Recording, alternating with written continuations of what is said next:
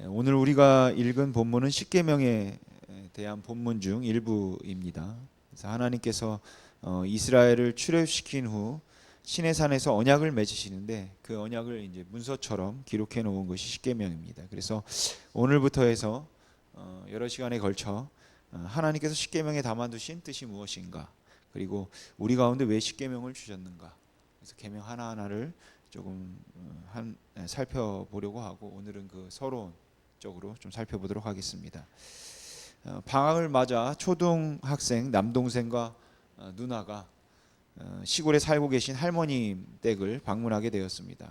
할머니는 삼촌과 함께 살고 있었는데 직장에 다니는 삼촌은 아이들이 심심할까봐 새총을 만들어 주고 이제 출근했어요.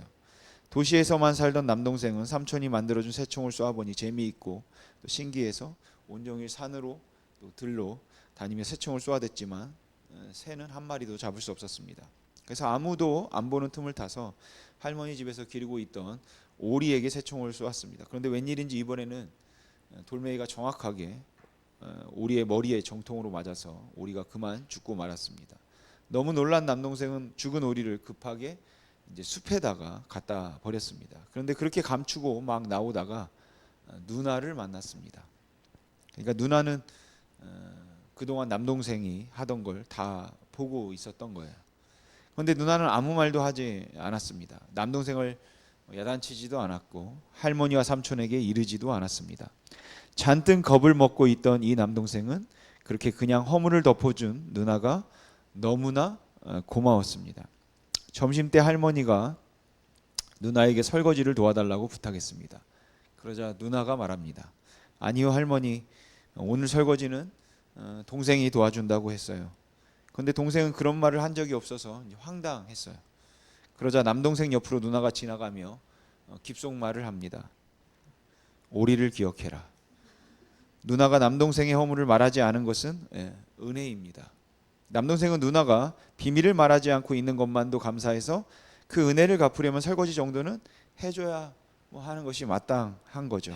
그래서 남동생은 기꺼이 할머니의 설거지를 도왔습니다. 오후에 누나가 남동생을 불렀습니다. 그리고 이렇게 말합니다. 목이 마르니까 물 좀 떠와라. 방이 지저분하니까 방 청소 좀 해라. 설거지를 도왔던 남동생은 쉬고 싶은데 누나가 계속 일을 시키니까 싫다고 했습니다. 그러자 누나가 작은 소리로 속삭입니다. 오리를 기억해라. 남동생은 이제 누나에게 고마운 마음보다는 두려운 마음이 더 깊어지기 시작했습니다. 엄밀히 누나는 은혜를 베풀고 있는 것이 아니라 그 묵인을 빌미로 남동생을 구속하기 시작한 것입니다. 그러니까 비록 남동생은 순종을 하기는 하지만 그 순종은 바로 수치와 두려움에서 비롯된 것이죠. 나의 허물과 잘못, 그리고 나의 미련함과 어리석음이 드러나지 않을까 하는 수치심 때문에, 또 그것을 감추고 싶은 마음 때문에, 그렇지 않으면 그 일로 인하여서 어떤 결과를 치르게 될지도 모른다는 것에 대한 두려움 때문에 남동생은 누나에게 이제 순종하기 시작한 것이죠. 혹시 여러분은 하나님의 계명과 율법을 대할 때마다 마치 여러분의 모든 허물과 죄와 연약을 다 알고 있으면서 그 허물과 죄와 연약함을 빌미로 구속을 강요당하는 것 같아서 하나님이 불편하게 느껴지셨던 적은 없으십니까? 하나님의 말씀대로 바르고 도덕적으로 살지 않으면 하나님께서 어떻게 나에게 보복할지 모른다는 두려움 때문에 하나님의 계명이 무겁고 부담스럽게 느껴진 적은 없었냐라는 겁니다.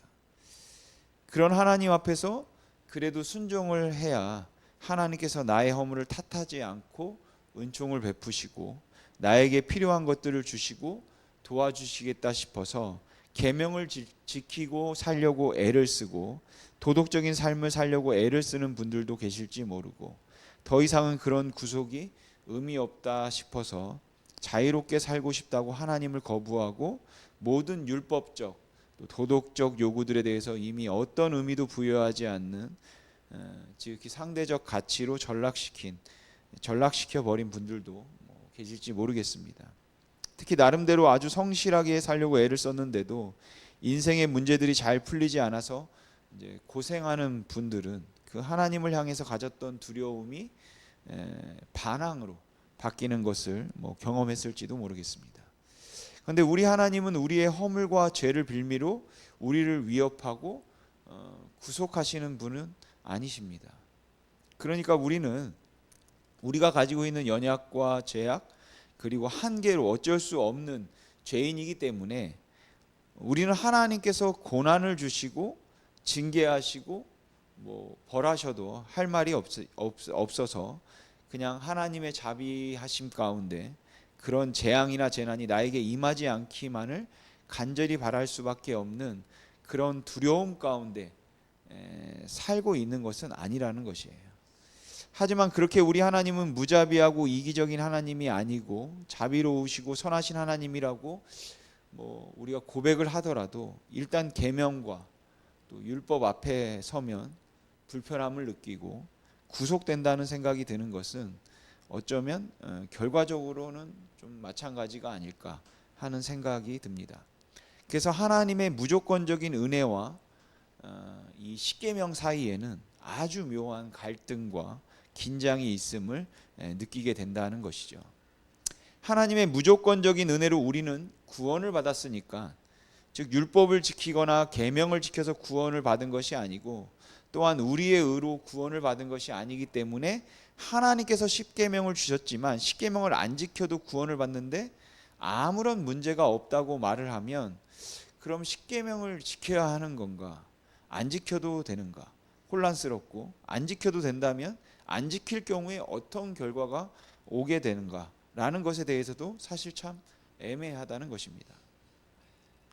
오늘 본문은 일반적으로 십계명의 서문이라고 부르는데 하나님은 이스라엘 백성들에게 10개의 계명을 주시기 전에 이렇게 말씀하십니다. 나는 너를 애굽 땅 종되었던 집에서 인도하여 낸 내 하나님 여호와니라. 여러분, 출애굽이 먼저입니까? 십계명이 먼저입니까? 출애굽이 먼저죠. 한번 가정해 보십시오. 이스라엘 백성들이 출애굽 되기 전 애굽에 있을 때의 십계명을 주셨다면 이 말은 이렇게, 이 십계명은 이렇게 말하는 거겠죠. 이제 내가 너희를 출애굽시키고 싶다. 근데 내가 너희들을 한번 보고 싶다. 그래서 십계명 줄 건데 어떻게 한 10년 동안 잘 지켜봐라. 그리고 내가 그거 잘 지키는지 지켜볼 거다.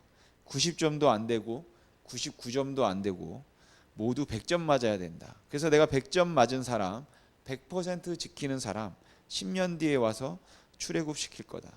그때 이 십계명 안 지킨 사람은 누구도 출애굽을 못 한다라고 이스라엘 백성들이 애굽에 있을 때 십계명이 주어졌다면 이 계명의 목적은 무엇입니까?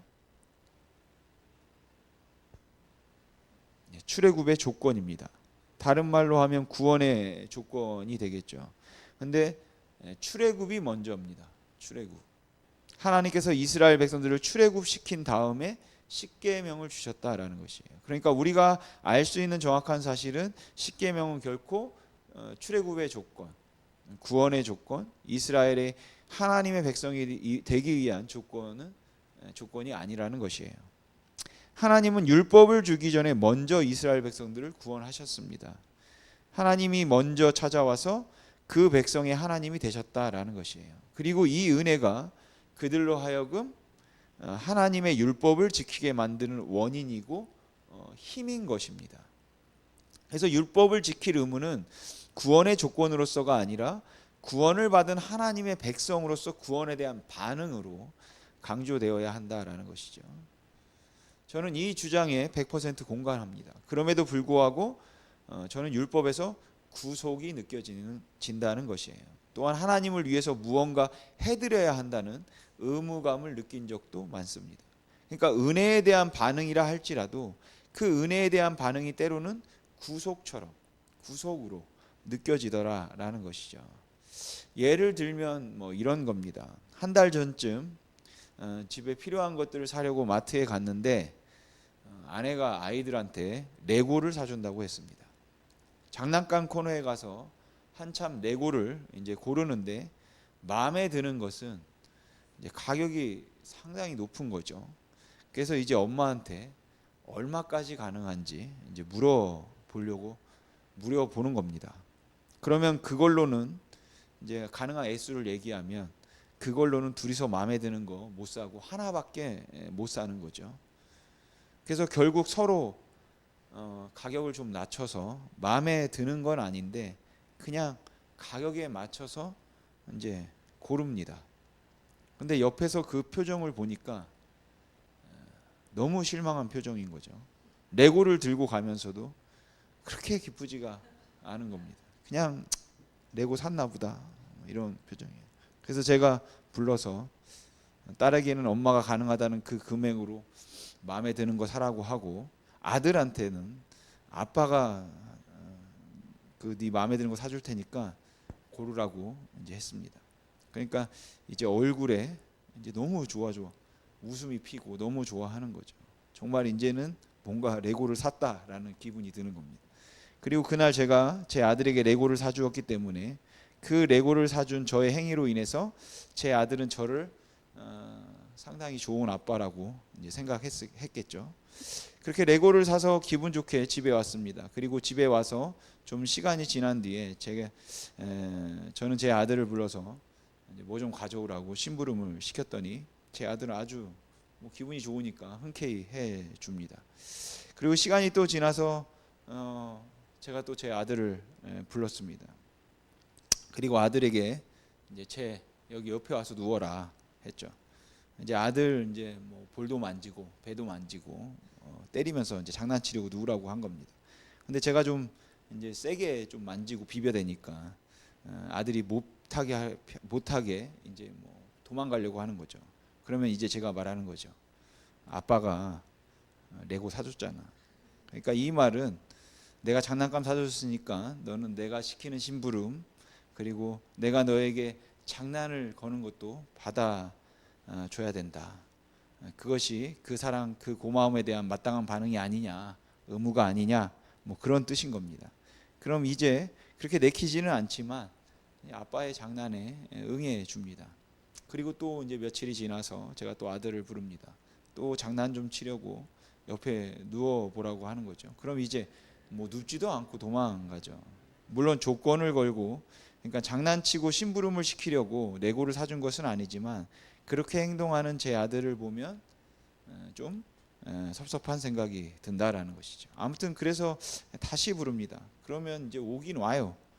그리고 오면 이제 제가 잡아서 눕히고 또 막 괴롭히니까 장난치니까 그렇게 모선을 취하면 왜 귀찮게 하냐고 이제 짜증을 냅니다.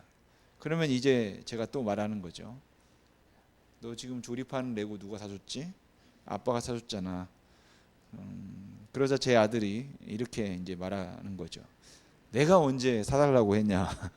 아빠가 그냥 뭐 사준 거 아니냐라는 거죠. 저는 레고를 사주고 생색을 내려고 했던 것이 아니라 레고를 사준 사건을 통해서 아들을 사랑하고 있음을 표현하고 바로 그 사랑의 관계 때문에 제 아들이 저를 사랑해서 제 부탁도 들어주고 장난도 잘 받아줄 거라고 생각했습니다. 그런데 저의 사랑의 행위에 근거해서 했던 저의 부탁이 아들에게는 욕으로 들리기 시작하면서 아들은 아버지의 사랑에 감사하고 그 은혜를 인정했음에도 불구하고 은혜를 갚는다는 심정이 의무감으로 바뀌고 구속을 느끼기 시작했다라는 것이에요.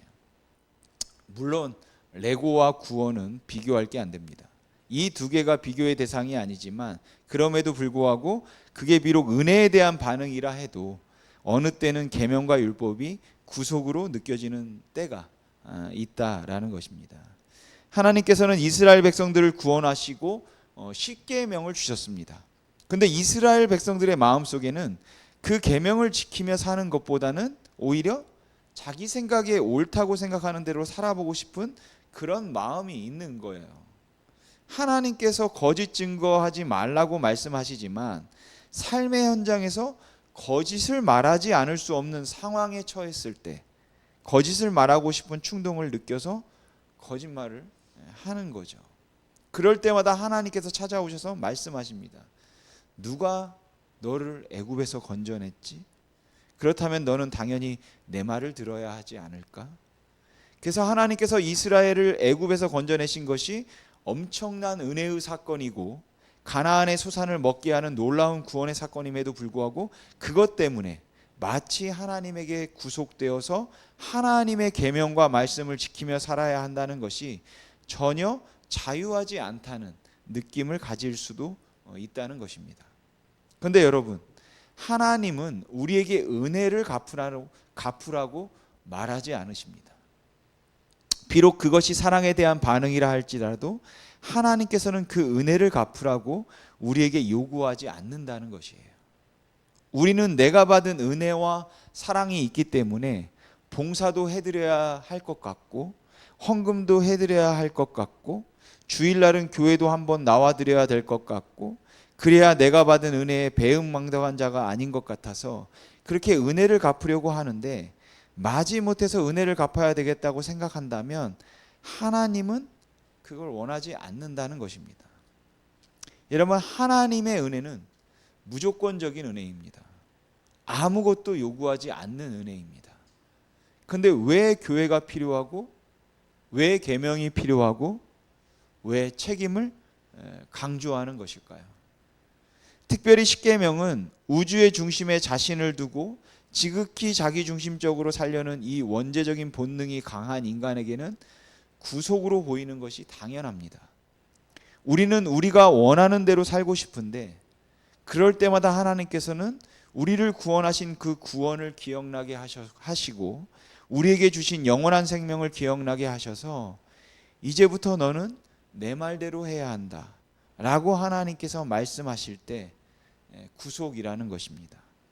애굽 왕보다 선하고 좋으신 분이 하나님이시라는 것도 알고, 그래서 그 폭군 바로로부터 해방되어서 이제 내가 더할 수 없이 좋은 분에게 예속되었다는 건 알겠지만, 그래서 안심할 수 있겠지만, 마음속까지 아시는 하나님께서 우리에게 은혜를 베푸시고 그 은혜에 대한 반응으로 우리로 하여금 율법을 요구하신다고 생각한다면 여전히 내가 주인이 되어서 살고자 하는 우리들에게는 불편하고 구속이라 느껴진다는 것입니다. 저는 이 10개의 계명을 단순히 그 받은 은혜를 하나님께 갚는 거다, 그렇게 이해할 것은 아니라고 생각합니다. 왜냐하면 하나님께서는 우리에게 그렇게 은혜를 갚으라고 계명을 주신 것이 아니기 때문입니다. 여러분, 하나님께서 주신 계명은 우리에게 은혜를 갚으라는 것이 아니라 오히려 하나님의 사랑의 연장이라고 생각합니다. 그리고 사랑의 연장이기 때문에 오히려 우리는 훨씬 더 강력한 의무감을 십계명을 통해서 가져야 한다, 이렇게 생각해요. 그런데 우리가 어차피 십계명을 지키는 것이 구원의 조건이 아니고 은혜를 받은 반응이니까 뭐 지킬 수도 있으면 지키는 거고, 지키지 못하면 어쩔 수 없는 거라고 생각하고, 또 그것 때문에 구원을 잃어버릴 일은 없지만 내가 그냥 하나님의 은혜에 감사해서 성령이 충만하면 지켜드리는 거고, 성령이 충만하지 않고 세상에서 고되고 힘들게 살면 안 지켜도 하나님이 어떻게 하실 수 없는 거라고 생각하는 동안에는 우리는 이 십계명으로부터 어떤 의무감도 느낄 수가 없는 겁니다. 그런데 그건 아니라고 생각한다라는 것이죠. 그래서 오늘 십계명의 여러 면 중에서 두 가지 면에 대해서 좀 살펴보고 싶습니다. 우선 하나는 십계명은 이스라엘 백성들을 위한 것이지 하나님을 위한 것이 아니라는 것입니다. 그래서 그것은 여전히 그렇기 때문에 사랑의 행위라는 것이에요. 여러분, 약 200만 명 정도 되는 공동체가 출애굽을 하고 난 다음에 광야를 거쳐서 가나안 땅에 들어가게 됩니다. 그리고 그 땅에 정착해서 그 땅의 소산을 먹으며 살아갑니다. 그런데 여러분, 그렇게 그 땅에 살아가게 될 때 그 공동체에게 가장 위험하고 그 공동체를 파괴시킬 수 있는 가장 강력한 요소가 무엇이라고 생각하십니까? 저는 한 공동체를 깨뜨릴 수 있는 가장 위험한 요소는 무질서라고 생각합니다. 질서가 세워지지 않으면 지극히 이기적이고 자기 중심적일 수밖에 없는 인간들의 공동체에는 어쩔 수 없이 그 안에 혼란이 있게 되고 파괴가 있게 된다는 것이에요. 그러니까 이기적이고 자기 중심적인 인간들의 탐욕과 이기심을 억제할 수 있는 제도적인 틀을 만들지 않으면 공동체가 붕괴되는 것은 순식간이라는 것이죠.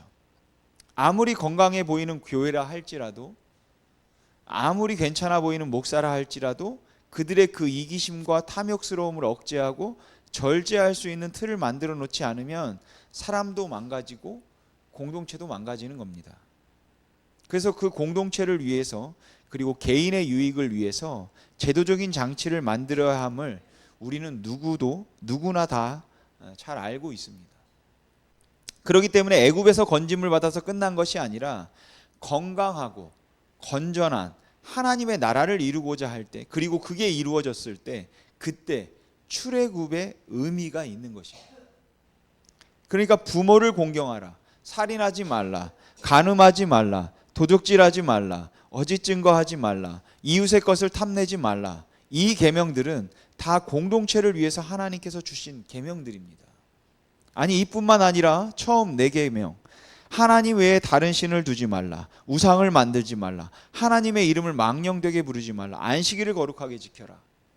이 계명도 엄밀히 하나님을 위한 것이 아니라 바로 그 백성을 위해서인 겁니다.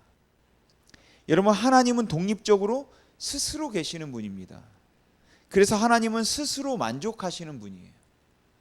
하나님은 인간의 순종을 통해서가 아니더라도 스스로 만족하신 분이고, 스스로 영화로우신 분이고, 스스로 영광스러운 분이시고, 인간에게 의존하시는 분이 아니시다라는 것입니다. 그러니까 우리가 그 계명을 지켜서 하나님을 유익하게 하거나 하나님께 영광을 돌려서 그것이 하나님께 어떤 유익이 되는 게 아니라는 것입니다. 그러기에 그 모든 것은 철저하게 우리를 위한 것이다. 그러니까 계명은 우리가 이 땅에 살면서 이 공동체가 어떻게 평화와 안전 그리고 안정을 찾을 수 있는가라는 것을 생각할 때를 위해서 주신 거라는 것이에요. 여러분, 제 아들이 심부름을 한 것은 그 아들이 희생을 통해서 저를 도와주기 위한 것이었고, 또 아들이 제 장난을 받아준 것은 그 아들이 희생을 통해서 저를 기쁘게 해주기 위한 것이었습니다. 그러나 우리가 율법을 지키는 것은 우리의 희생을 통해서 하나님을 도와드리거나 하나님을 기쁘게 해드리는 것이 아니라 인류의 행복과 공동체의 안정을 위해서 하나님의 말씀을 신뢰해서 행하는 것입니다. 그러니까 우리는 이 계명과 율법에서도 하나님의 사랑을 느낄 수 있다라는 것이에요. 여러분, 하나님께서는 계명을 하나님을 위해서 주신 것이 아닙니다. 하나님은 우리를 위해서 이 계명을 주셨어요. 우리가 이것을 잊지 말아야 합니다. 그러니까 여러분, 나는 너를 애굽 땅 종 되었던 집에서 건져내 내 하나님 여호와니라 라는 말은 내가 너를 구해냈으니 이제부터는 이것들을 지켜서 내게 신세를 갚아라 라는 말이 아니라, 이 계명들이 너희를 사랑해서 너희에게 준 것임을 네가 믿을 수 있겠냐? 내게 이런 것들을 요구하고 있지만 이것이 사실은 너희들을 위한 것임을 내가 믿을 수 있겠느냐? 라고 묻는 것이에요. 다시 말해서 내가 지금 이 계명을 주는 것이 사랑에서 비롯된 것이고, 내가 너희들을 통하여서 그 하나님의 나라를 이루고 그 하나님의 나라에서 진정한 인간의 회복을 원하기 때문에 이 계명을 준 것을 믿을 수 있겠냐라고 묻는 거라는 겁니다. 이제는 하기 싫어도 억지로라도 나를 위해서 좀 해봐라 라는 말씀이 아니라, 이제는 너희들이 너희를 위하여서 이것들을 지키며 살 수 있느냐라고 묻고 있는 것이고, 그것을 지킬 수 있는 근거가, 그렇게 믿을 수 있는 근거가 어디에 있는가 하면 내가 너를 구하여낸 너의 하나님 여호와다, 바로 이 사랑에 있다는 것입니다. 그런 의미에서 이 계명은 자기 자신이 모든 것의 주체가 되어서 행복을 추구해 가려는 사람들이 아니라 나의 행복과 의미를 하나님께 두고 철저하게 하나님의 백성으로 하나님을 의지하고 살아가는 사람들에게 주신 계명인 것이에요. 그래서 하나님을 전심으로 사랑하고 이웃을 내 몸처럼 사랑하는 것이 이 땅에서 한 공동체가 건강해질 수 있는 최선의 길인 것입니다. 사람들의 생각에는 그것이 구속인 것 같고, 차라리 이러한 계명이 없으면 자유하고 행복할 것 같지만 사실은 그럴 때는 그게 곧 파멸이고 불행인 것입니다. 근데 이렇게 말하면 그걸 어떻게 압니까? 정말 그 계명대로 살면 안전하고 행복하다는 것을 어떻게 알 수 있습니까? 라고 물을 수 있을 것 같아요. 아마 그렇게 묻는 것은 속이고 빼앗는 일이 있더라도 일단 내 소유로 만드는 것이 행복이라고 세상 사람들은 말하고 있는데, 적당히 횡령하더라도 그냥 걸리지만 않는다면 평생을 자유롭게 편하게 살 수 있으니까 적당히 속이라고 세상 사람들은 말하고 있는데, 그것은 공동체를 파괴하는 것이고 그것은 내 인생을 파괴하는 것이라 그렇게 하지 아니하고 내 행복을 위하여서 하나님의 말씀대로 계명을 지키며 사는 것이 옳겠다고 생각하는 그 확신이 어디서부터 비롯되느냐? 이 계명들이 나의 행복을 위한 것임을 어떻게 알 수 있냐? 라는 그런 의미일 겁니다. 거기에 대해서 하나님이 이렇게 말씀하시는 거예요. 나는 너희를 애굽 땅 그 종 되었던 집에서 인도하여 낸 내 하나님 여호와다. 그러니까 이 하나님의 사랑을 우리가 이 사랑, 이 구원을 한 그 사랑을 확인한다면 그것이 나의 행복을 위한 것임을 알 수 있다는 것입니다. 즉 계명은 단순히 하나님이 또 다른 폭군으로 하나님의 행복과 만족을 위해서 우리를 억압하는 것이 아니라, 계명을 지킴이 곧 인류의 행복이고 평화인 것을 우리는 하나님을 신뢰함으로써 그 구원을 경험함으로써 하나님이 우리를 위해서 그렇게 하셨음을 안다는 것입니다. 그러니까 이 예배도 하나님을 위해서 우리가 해드리는 일이 아닙니다. 하나님을 위해서 해드릴 일은 아무것도 없어요. 왜냐하면 하나님은 스스로 만족하시는 분이기 때문입니다. 우리가 이것을 하는 이유는 이것이 바로 주님께서 말씀하신 우리가 건강하고 행복한 길이기 때문에 그런 것입니다. 두 번째로 살펴볼 십계명에 나타나는 것은, 십계명은 사명이라는 것입니다. 십계명이 이스라엘 공동체의 건강과 질서를 위해서 주신 것이지만 거기에는 하나님의 공의로움이 나타나 있고 하나님의 인자하심이 나타나 있고 하나님의 거룩하심이 나타나 있고 그러한 하나님의 성품들이 나타나 있습니다. 따라서 이 계명들은 이스라엘 백성들을 하나님의 구별된 백성으로 만들어 다른 민족들과 구별됨으로 인하여서 그 하나님의 선하심과 다스리심을 온 땅에 드러내도록 하기 위해서 하나님께서 주신 계명이라는 것이에요. 그러니까 인간이 추구하는 삶의 방식이 아니라 하나님이 계시하신 이 삶의 방식이 결국은 인간을 살린다 라는 것을 세상에 알려야 될 사명, 즉 구별됨을 통해서 하나님의 사랑을 세상에 드러내야 할 사명이 공동체에 있다는 것입니다. 또한 이 계명을 붙들고 살아가는 사람들은 그냥 구속된 사람들이 아니라 진정으로 자유한 사람들임을 보여주어야 할 사명이 있다라는 것이죠. 그러니까 이 계명을 지키기 때문에 우리는 당신보다 불행합니다 라고 말하지 않고, 우리는 이 계명 때문에 당신보다 더 확신이 있습니다 라고 말할 수 있어야 한다는 것입니다.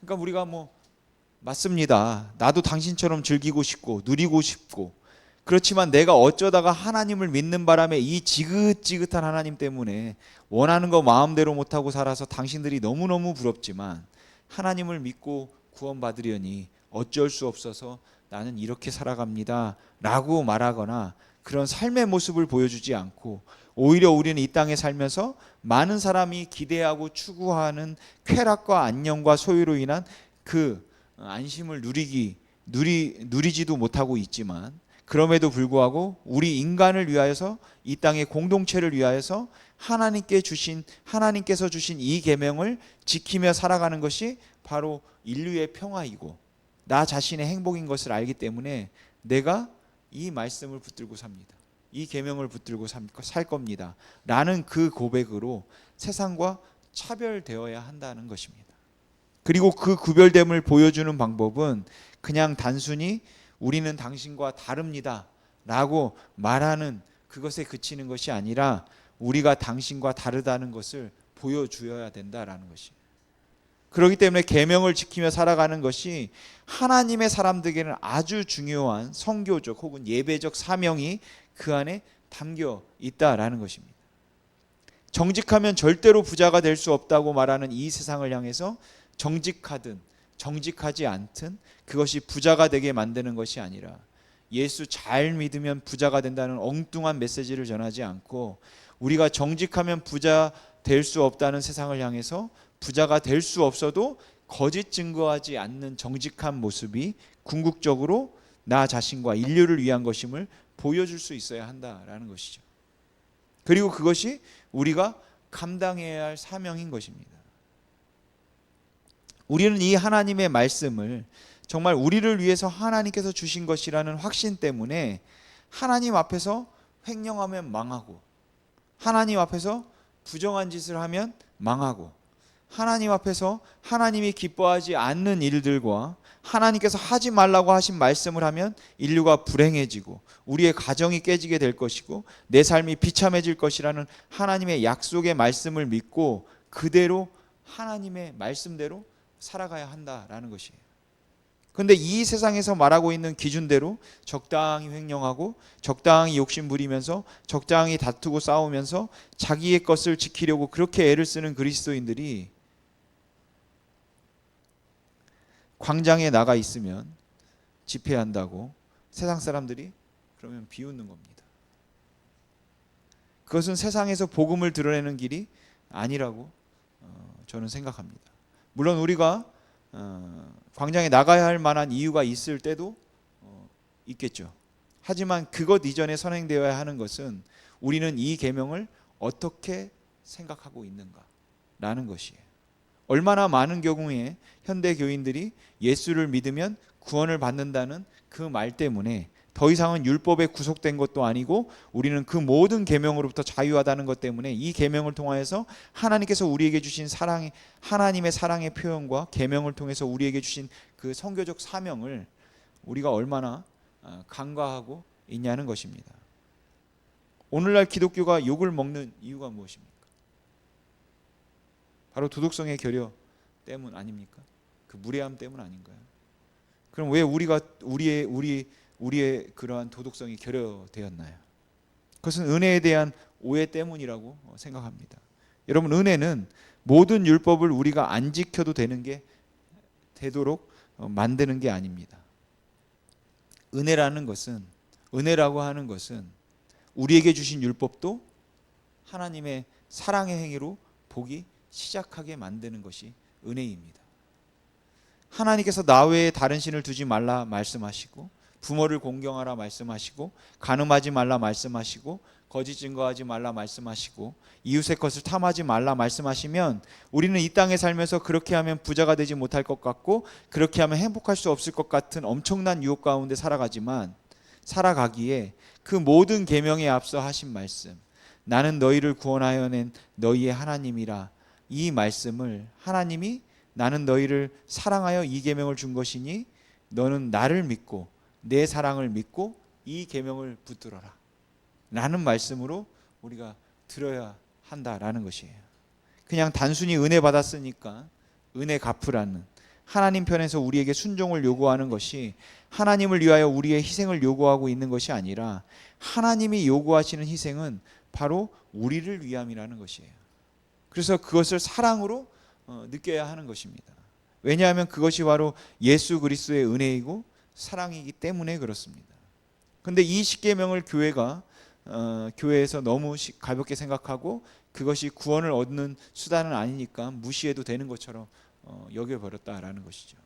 그러나 이제 우리는 이 10개의 계명들이 얼마나 하나님이 우리를 사랑하셔서 우리에게 주신 것인가 라는 그 하나님의 사랑의 마음을 느끼면서 우리가 이 계명 앞에 서야 될 것입니다. 그리고 그렇게 설 수 있다면 우리는 하나님의 계명을 결코 소홀히 해서는 안 된다라는 것이죠. 미워하지 말라 말씀하시면 지켜야 되고, 사랑하라 말씀하시면 지켜야 하고, 남의 것 취하지 말라 말씀하시면 하지 말아야 하고, 거짓말하지 말라 말씀하시면 하지 말아야 하는 겁니다. 그런데 그렇게 하지 말아야 하는 이유는 내가 그렇게 하지 않음으로 은혜를 갚는 것이 아니라 내가 그렇게 하지 않음으로 하나님이 말씀하신 대로 하나님의 통치가 이곳에 일어나고 또 내 삶에 일어나서 그것을 통해서 비로소 인간은 행복해지기 때문에 그렇게 하는 것이다 라는 것이죠. 저는 인간의 불행이 바로 이 하나님의 사랑의 말씀을 듣지 않은 데서부터 비롯되었다고 생각합니다. 교회 공동체 역시 마찬가지일 겁니다. 이 십계명은 그냥 세상을 향해서 하는 말이 아니라 보편적으로 인류를 향해서 하신 하나님의 말씀이 아니라 구원받은 하나님의 사람들이기에 이 말씀을 교회 공동체를 향해서 하시는 말씀이에요.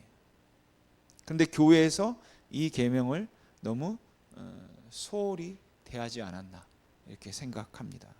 여러분, 하나님이 말씀하시는 건 그 결국은 파멸이니까 너는 제발 너를 애굽에서 구원해낸 내 말을 믿고 내 사랑을 믿고 이 계명대로 살아라, 이렇게 말씀하시는 것입니다.